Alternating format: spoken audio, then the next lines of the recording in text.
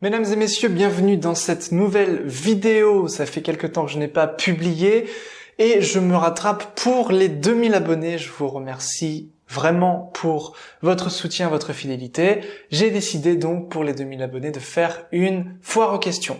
Vous m'avez posé quelques questions, je vous ai demandé de me les poser sur Telegram. J'ai reçu donc quelques mails et je vais répondre aux questions que vous vous posez donc dans cette vidéo. C'est parti.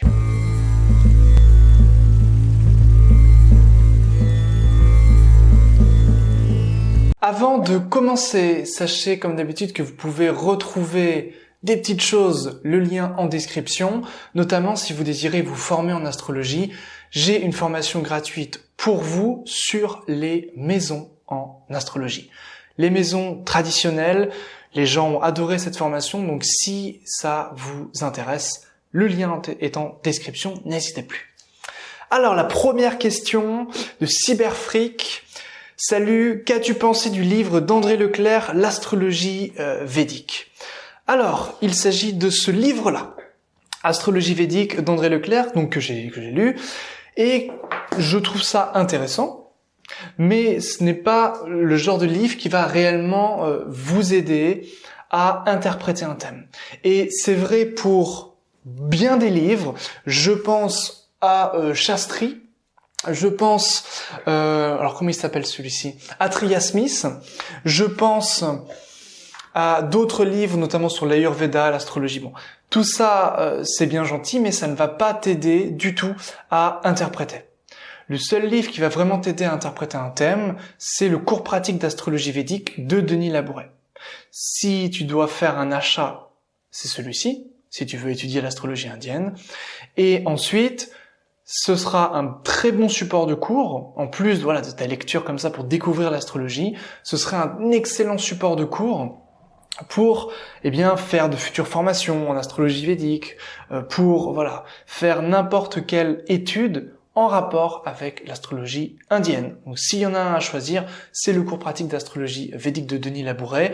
Ces livres-là, ils sont pas mauvais en soi. Simplement, si tu veux vraiment apprendre à interpréter, c'est pas du tout les bons livres.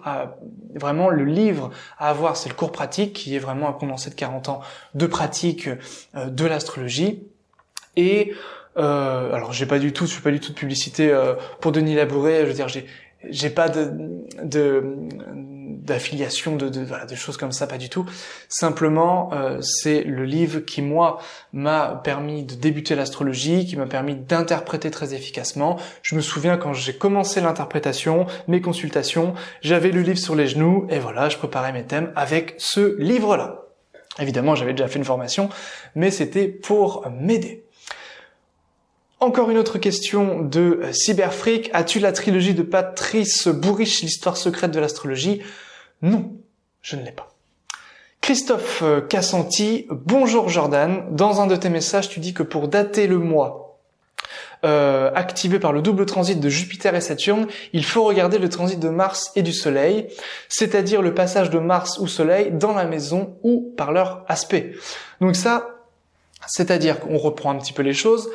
Lorsque les deux planètes-là ont du thème, Jupiter et Saturne, transitent pour aspecter une même maison, comme c'est le cas en ce moment, Saturne est en Verseau, Jupiter est en Poisson, ils aspectent tous deux le signe du Scorpion, donc le signe du Scorpion est activé.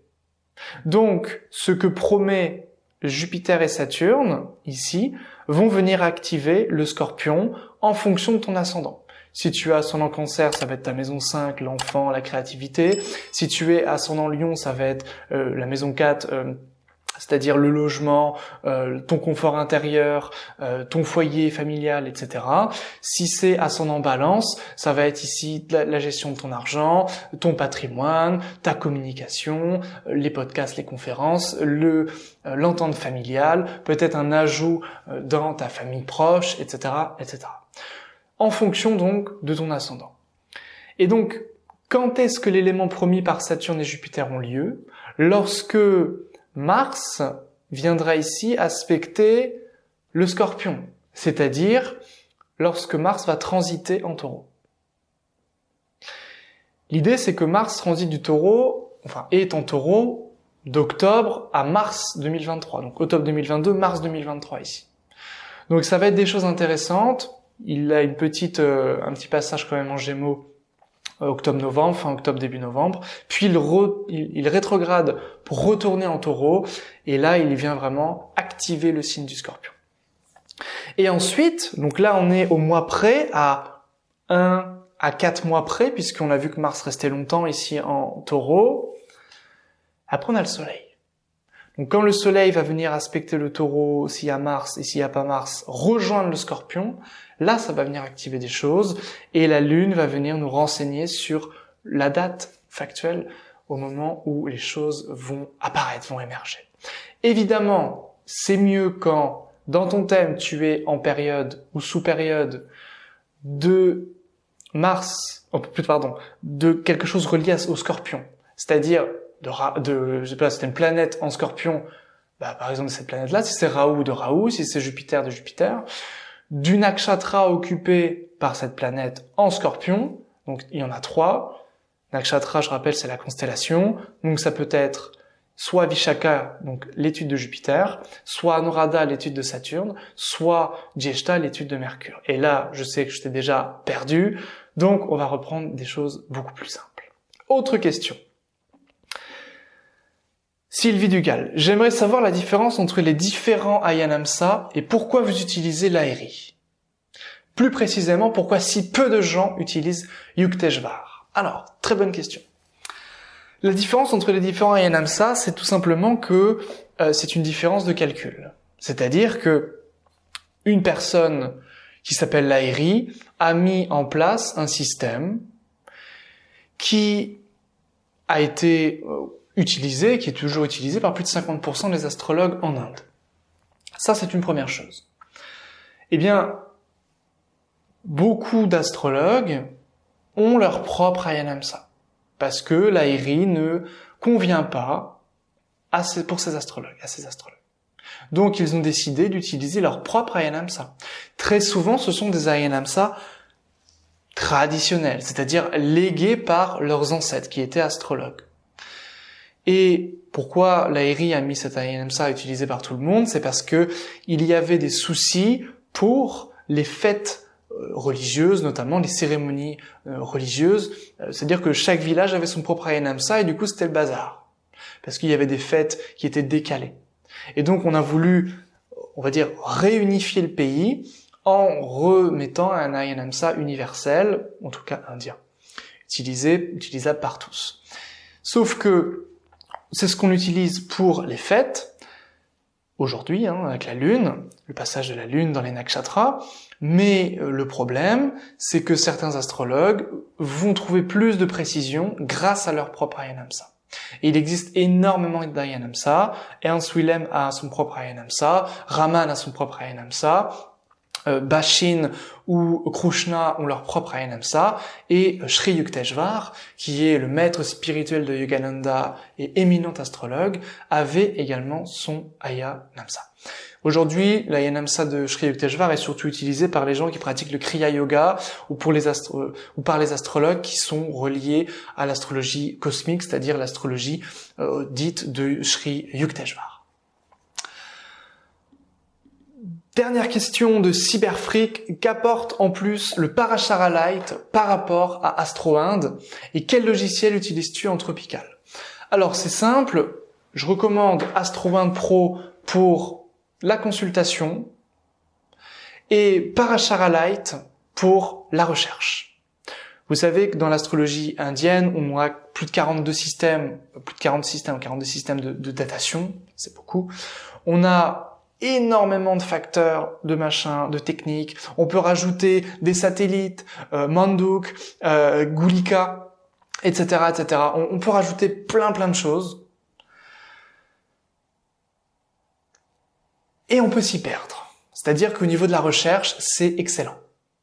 Mais si aujourd'hui vous voulez simplement interpréter un thème, dire des choses à votre ami, à vos proches, les aider, leur apporter des remèdes adéquats, leur faire des prédictions adéquates avec les transits, avec les systèmes de périodes planétaires Vimshottari Dasha, le plus utilisé, Si vous voulez faire des aspects, des conjonctions, les trucs, l'Astro-Ind Pro est suffisant. Voilà. Moi, j'utilise Astro-Ind Pro pour la consultation. Toujours, aujourd'hui.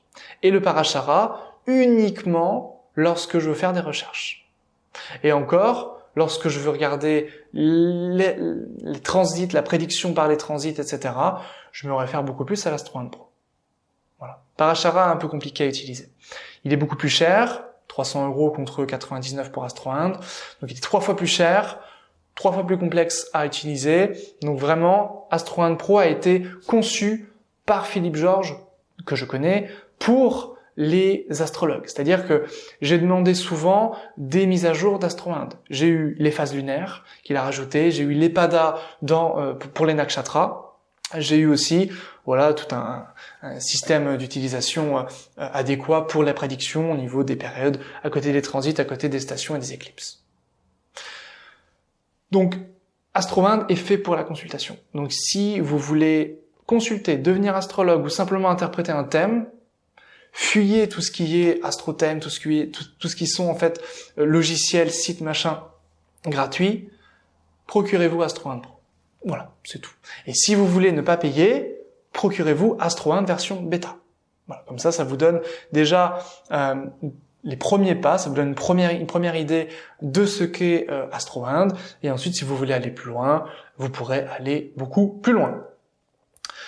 Quel logiciel j'utilise en tropique? Je n'utilise pas de logiciel en astrologie occidentale.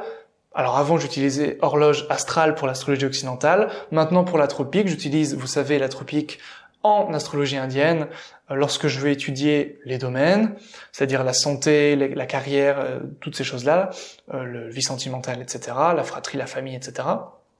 Donc j'utilise la tropique lorsque j'utilise la tropique pour ces domaines-là, et Astro-Ind et le Parashara. Ils font tropique aussi, tout simplement. Et si ensuite je veux étudier beaucoup plus en profondeur, eh bien j'étudie les nakshatras, les étoiles, donc les constellations, et là j'étudie pareil avec le Parashara ou avec Astro-Ind Pro en sidéral, tout simplement. Si vous avez d'autres questions à me poser, les commentaires sont faits pour ça. Je reprends les vidéos, ne vous inquiétez pas, très prochainement. En ce moment, c'est un petit peu compliqué puisque, voilà, je déménage encore pour cette fois rechercher une maison, voilà, pour agrandir tout cela. Et puis, bientôt des vidéos. Je vais très certainement faire des vidéos sur Instagram, sur TikTok. Donc, vous pouvez me suivre également sur ces plateformes. Je mettrai tous les liens en description ou en commentaire. Si vous voulez vous former en astrologie, le lien est en description pour faire vos premiers pas, pour débuter et pour retrouver la véritable symbolique des maisons.